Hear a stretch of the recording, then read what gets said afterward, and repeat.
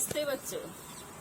आज हम देखेंगे वर्ग 8 के पाठों में प्रकाश के बारे में।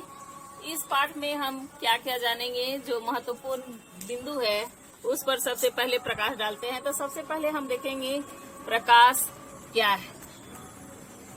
प्रदीप्त तथा अप्रदीप्त वस्तुएं, luminous and non luminous objects, प्रकाश का परावर्तन यानी रिफ्लेक्शन ऑफ लाइट, परावर्तन के नियम, समतल दर्पण से प्रतिबिंब का बनना, नियमित तथा विसरित परावर्तन, समतल दर्पण से बने प्रतिबिंब की विशेषताएं, बहुमूर्तिदर्शी, पेरिस्कोप, सूर्य का प्रकाश, श्वेत या रंगीन, मानव नेत्र एवं उसकी संरचना, नेत्रों की देखभाल और ब्रेल लिपि का आविष्कार क्यों हुआ और इसकी आवश्यकता क्यों पड़ी। तो सबसे भौतिकीय प्रकाश की परिभाषा। किसी वस्तु को देखने के लिए प्रकाश का होना जरूरी है। जैसे एक अंधेरे कमरे में कोई वस्तु देखना है तो लाइट के बिना नहीं देख सकते। हमारी आंख तो खुली रहेगी मगर कुछ दिखेगा नहीं। लाइट एक विद्युत चुम्बकीय विकिरण है जिसकी सहायता से हम किसी वस्तु को देख पाते हैं। अतः लाइट वह भौतिक साधन है जिसके द्वारा हम संसार के जीव जंतु, मनुष्य या दुनिया के हर एक वस्तु को देख पाते हैं। वैज्ञानिक संदर्भ में किसी भी तरंगदैर्घ्य के विकिरण को हम लाइट या भौतिकीय प्रकाश कहते हैं। आगे हम देखेंगे कि कितनी प्रकार की वस्तुएं हैं। क्या आपको पता है कि हमारे संसार में कुछ ऐसी भी प्रकाशित वस्तु है जो खुद लाइट देती है और कुछ दूसरे के प्रकाश होने पर दिखती है। आइए जानते हैं कि कौन सी वस्तुएं लाइट उत्पन्न करती हैं और कौन सी नहीं। इन्हें हम क्या कहते हैं। तो पहला है प्रदीप्त वस्तुएं यानी ल्यूमिनस बॉडीज। जो वस्तुएं अपने प्रकाश को बाहर प्रकाशित या उत्पन्न करती हैं उन्हें प्रदीप्त वस्तुएं कहते हैं। जैसे सूर्य, मोमबत्ती, लालटेन, जलता हुआ कोयला और विद्युत बल्ब आदि। दूसरा है अदीप्त वस्तुएं यानी नॉन ल्यूमिनस बॉडीज। जो वस्तुएं अपने लाइट को उत्पन्न नहीं करती या स्वयं प्रकाशित नहीं होती बल्कि दूसरे के प्रकाश के होने पे दिखती हैं उन्हें अदीप्त वस्तुएं कहते हैं। जैसे चंद्रमा, पृथ्वी, मेज और कुर्सी। प्रकाश के गुण यानी विशेषताएं, कैरेक्टरिस्टिक्स ऑफ लाइट। लाइट सीधी रेखा में गति करता है। यह विद्युत चुम्बकीय तरंगों के रूप में चलता है। इसकी किरणें स्रोत से एक साथ सभी दिशाओं में निकलता है। उपरोक्त प्रकाश का तरंगदैर्घ्य 700 नैनोमीटर और 1 माइक्रोमीटर के बीच होता है। लाइट की गति 299, 792, 858 मीटर प्रति सेकेंड है। प्रकाश से लाभ और हानि, gain and loss from light. क्या आपने कभी सोचा है कि हमें सूर्य की लाइट से लाभ के साथ हानि भी होता है। लाइट हमारे शरीर के लिए फायदेमंद के साथ साथ नुकसान भी करता है। तो चलते हैं कि क्या नुकसान और क्या फायदा होता है। सबसे पहले हम देखेंगे क्या फायदा है। प्रकाश का हमारे दैनिक जीवन में बहुत ही उपयोगी है। लाइट के सहारे हम किसी वस्तु को देख पाते हैं और किसी वस्तु को ढूंढने में सहायता मिलती है। प्रकाश संश्लेषण की क्रिया से पेड़ पौधे कार्बन डाइऑक्साइड CO2 को ग्रहण करते हैं और ऑक्सीजन को छोड़ते हैं, जो समस्त जीव जंतु और मनुष्य इसे ग्रहण करते हैं। सूर्य की लाइट से विटामिन D निकलता है जो हमारे शरीर के लिए बहुत ही लाभदायक है। अब हम जानते हैं क्या हानि है। लंबे समय तक धूप में रहने पर त्वचा पर झुर्रियां पड़ जाती हैं। आँखों को सूरज की पराबैंगनी किरणों के संपर्क में आने से रेटिना को नुकसान पहुंचता है, जिससे मोतियाबिंद होने की संभावना हो जाती है। रात के समय कृत्रिम लाइट से मनुष्य स्वास्थ्य पर बुरा असर पड़ता है और इससे नींद की बीमारी, स्तन मधुमेह आदि बीमारी हो सकती है। प्रकाश के स्रोत, लाइट सोर्स। कुछ ऐसे भी स्रोत हैं जो कि प्राकृतिक तो कुछ मनुष्यों के द्वारा बनाई गई हैं।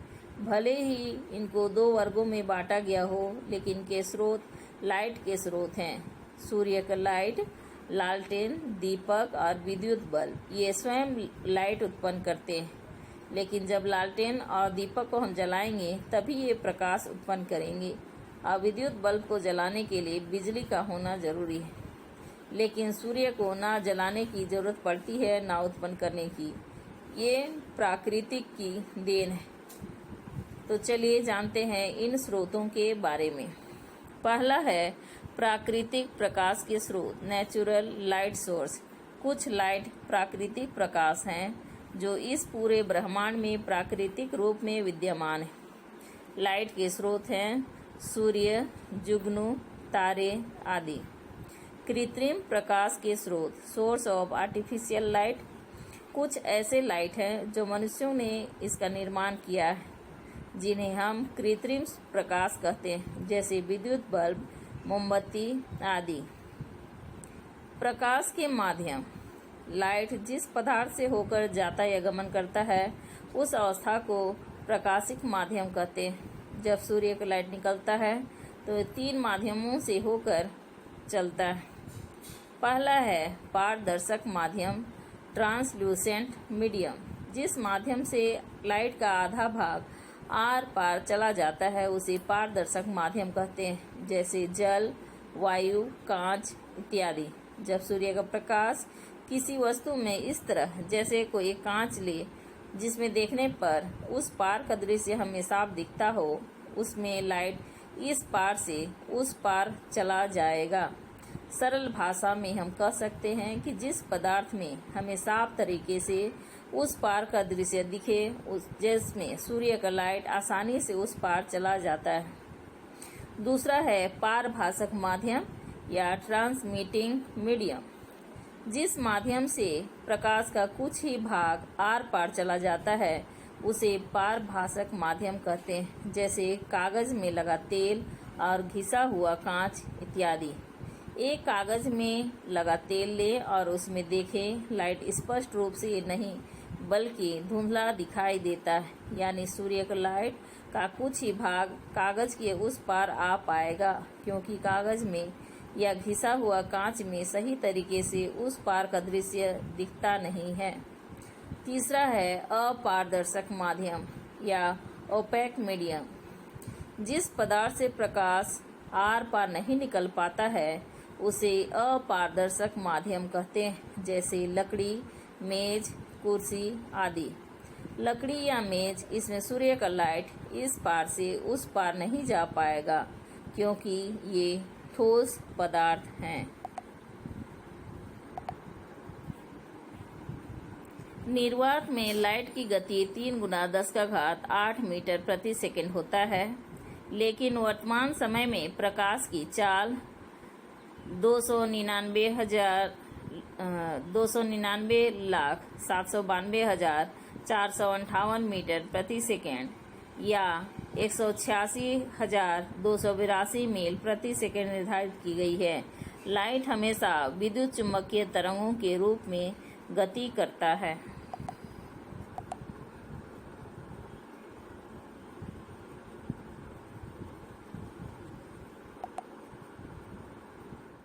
हाँ, हम देखेंगे प्रकाश का परावर्तन यानी रिफ्लेक्शन ऑफ लाइट क्या होता है।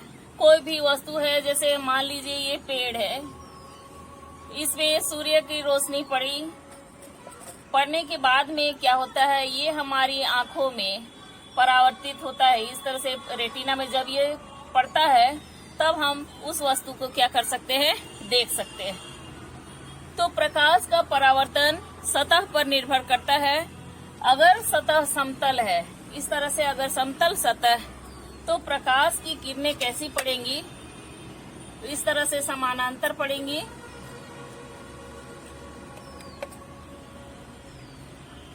और पड़ने के बाद इसको कहेंगे, पड़ने वाली प्रकाश की किरण क्या कहलाएगी, आपतित किरण। और पड़ने के बाद वे किरणें परावर्तित हो जाएंगी इस तरह से।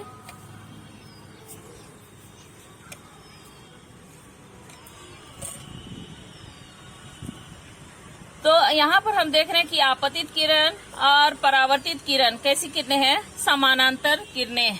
तो इस तरह के परावर्तन को हम कहते हैं नियमित परावर्तन। नियमित परावर्तन। और ये किस सतह पर रहेगा, जब सतह समतल या चिकना होगा। तो दो आपतित किरणें ये समानांतर है, और उसके बाद में परावर्तन होने के बाद जब ये परावर्तित हो रही हैं, तब भी दो परावर्तित किरणें कैसी हैं, समानांतर किरणें। समानांतर किरणें कहने का मतलब है कि अगर हम इनको आगे की ओर बढ़ाते हैं तो ये किसी भी बिंदु में नहीं मिलेंगी। दूसरा हम देखेंगे इसी में विसरित परावर्तन।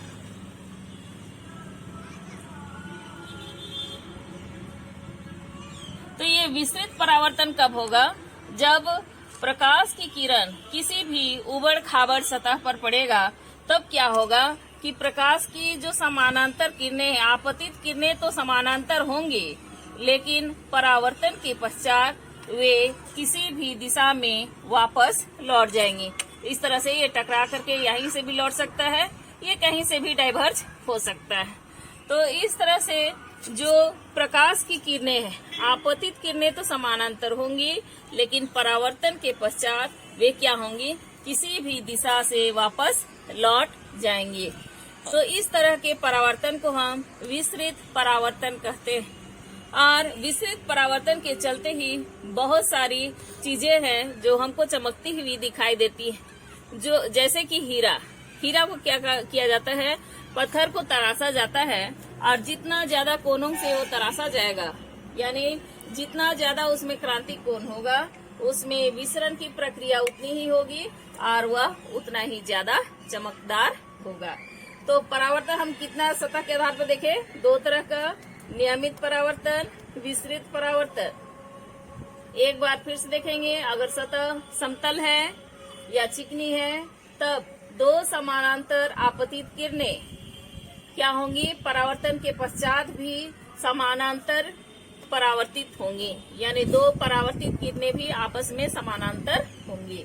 लेकिन विसरित परावर्तन ये किसमें होगा, जब सतह उबड़ खाबड़ होगा, तब क्या होगा, दो समानांतर आपतित किरणें परावर्तन के पश्चात किसी भी दिशा में वापस लौट जाएंगी। इस तरह के परावर्तन को क्या कहेंगे, हम विसरित परावर्तन कहेंगे।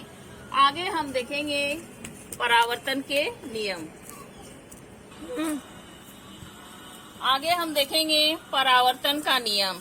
तो ये जो हमारा है Mn एक समतल दर्पण है या समतल सतह है, जिस पर प्रकाश की किरण, यहाँ हम नाम दे देंगे B, कहाँ जा रही है, O बिंदु पर आपतित हो रही है, यानी OB आपतित किरण है, और आपतन के पश्चात वो डायरेक्शन C की ओर परावर्तित हो रही है, यानी OC कैसी किरण है, परावर्तित किरण है।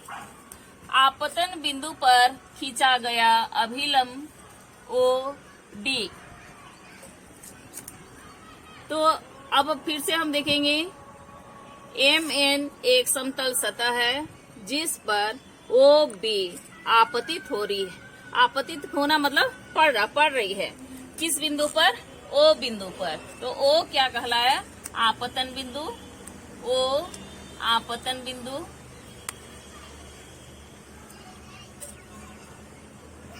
यानी जिस बिंदु पर प्रकाश की किरण पड़ेगी। Mn हमारा क्या है, एक सतह है, समतल सतह।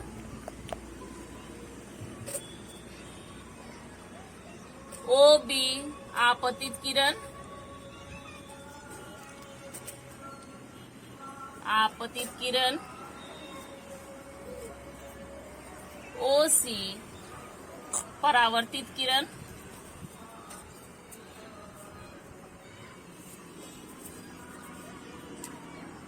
और OD आपतन बिंदु पर खींचा गया अभिलंब, आपतन बिंदु पर खींचा गया अभिलंब।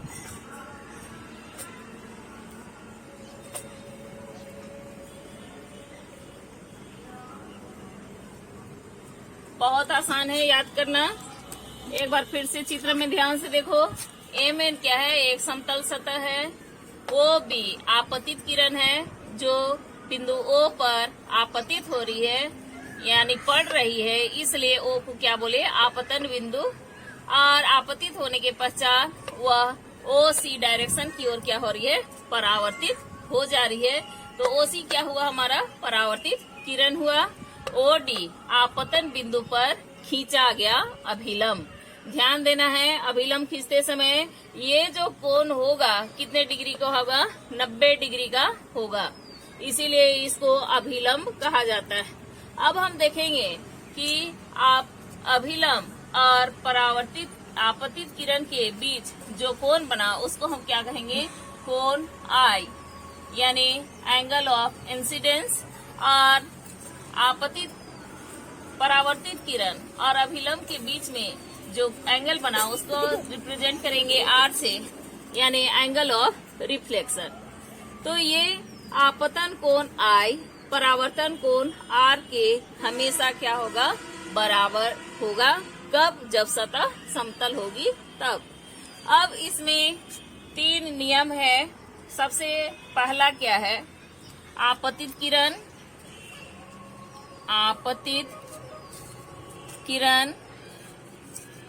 परावर्तित किरण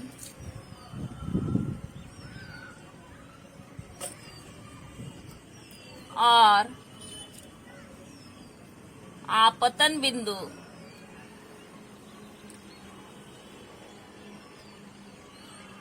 पर खींचा गया अभिलंब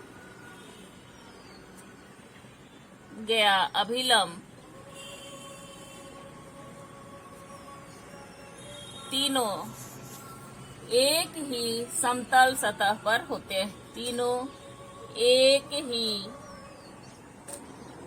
समतल सतह पर होते हैं। चित्र में ध्यान देंगे तो सारी बातें स्पष्ट हो जाएंगी। आपतित किरण ओ बी, परावर्तित किरण ओ सी, आपतन बिंदु ओ पर खींचा गया अभिलंब ओ डी, सभी ये तीनों 1, 2, 3 तीनों किसे हैं? समतल सतह एम एन पर स्थित है। दूसरा नियम क्या कहता है? आपतन कोण आई हमेशा परावर्तन कोण आर के बराबर होता है। ये हमेशा पूछा जाता है एग्जाम में। आपतन कोण आई, आपतन कोण आई सदैव परावर्तन कोण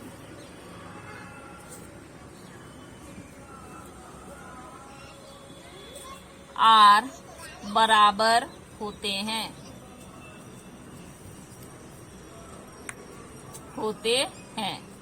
यानी यदि हम कहें कि कोण आई बराबर 30 डिग्री है तो कोण आर भी कितना होगा? 30 डिग्री का होगा।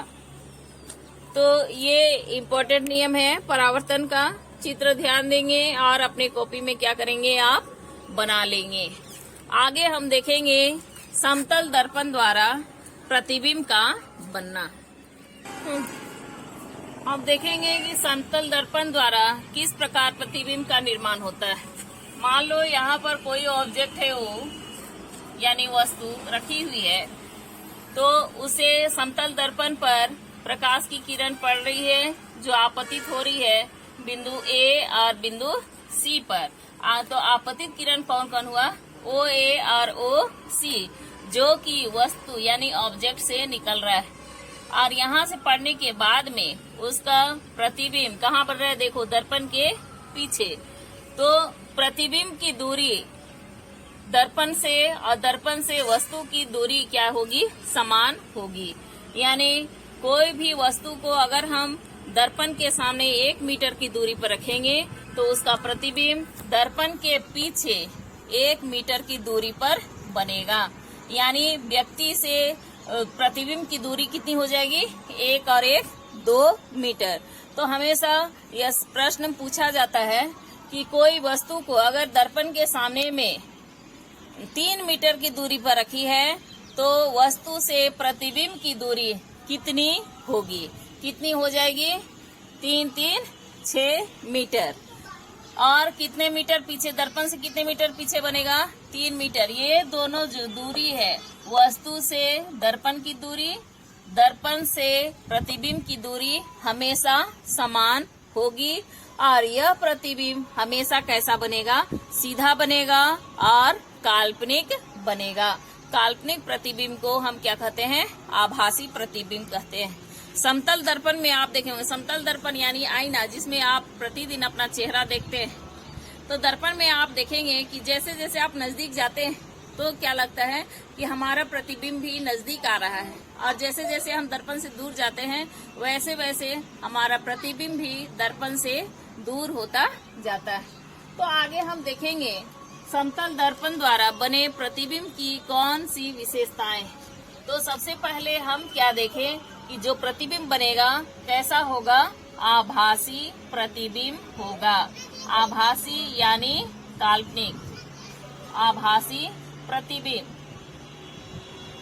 आभासी प्रतिबिंब, जो भी प्रतिबिंब सीधा बनेगा, कैसा रहेगा? ये सीधा होगा। आभासी मतलब सीधा, इसको हम पर्दे पर उतार नहीं सकते। दूसरा है, समतल दर्पण में हमेशा पार्श्व परिवर्तन या लैटरल इन्वर्सन दिखाई देता है। पार्श्व परिवर्तन,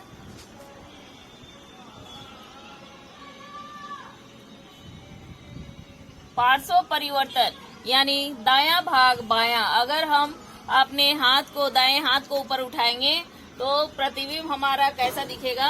लगेगा जैसे दर्पण में बायां हाथ ऊपर किया हुआ है। आप जब भी टीवी देखते हैं तो टीवी में आपको लगता होगा कि लोग कैसे हाथ से खा रहे हैं? बाएं हाथ से खा रहे हैं। आप क्या करेंगे? ए से लेकर के जेड तक अल्फाबेट लिखेंगे और देखेंगे कि कौन कौन से अल्फाबेट जो है उनकी आकृति दर्पण में बदल जा रही है। जैसे मान लो आप लिखते हैं डी, तो आपको दर्पण में जो प्रतिबिंब है वो किस प्रकार से दिखाएगा? इस तरह से दिखाई देगा, यानी दायां भाग बायां और बायां भाग दायां। और उसी घटना को क्या कहते हैं? लैटरल इन्वर्सन या पार्श्व परिवर्तन।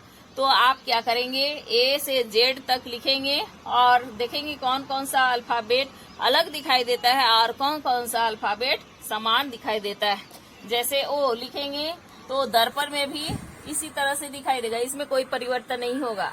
एच में भी परिवर्तन नहीं होगा। तीसरा है, वस्तु से की दूरी जो है, दर्पण से वस्तु की दूरी और दर्पण से प्रतिबिंब की दूरी हमेशा बराबर होगी। दर्पण से वस्तु की दूरी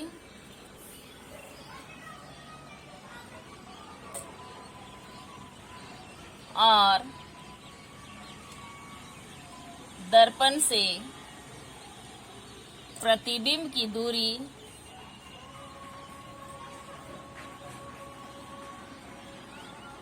हमेशा बराबर होगा।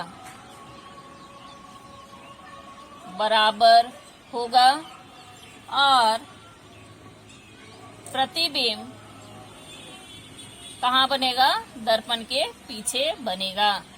दर्पण के पीछे बनेगा। तो ये थी समतल दर्पण की मुख्य विशेषताएं। हमेशा प्रतिबिंब कैसा बनेगा? आईने में सीधा बनेगा। उसे हम पर्दे पर उतार नहीं सकते हैं, इसलिए उसको बोलेंगे आभासी प्रतिबिंब। दूसरा है, पार्श्व परिवर्तन की घटना इसमें होगी, यानी दायां भाग बायां और बायां भाग दायां दिखाई देगा। और इसके इस गुण का प्रयोग जासूसी के लिए किया जाता था। तीसरा है, दर्पण से वस्तु की दूरी और दर्पण से प्रतिबिंब की दूरी हमेशा बराबर होगी, यानी अगर वस्तु को हम 1 मीटर की दूरी पर रखें तो उसका प्रतिबिंब भी दर्पण के पीछे 1 मीटर की दूरी पर बनेगा। आज के लिए इतना ही। कल हम बहुत सारे क्रियाकलाप देखेंगे और उसमें देखेंगे कि प्रकाश की कौन कौन सी महत्वपूर्ण विशेषताएं हैं। धन्यवाद।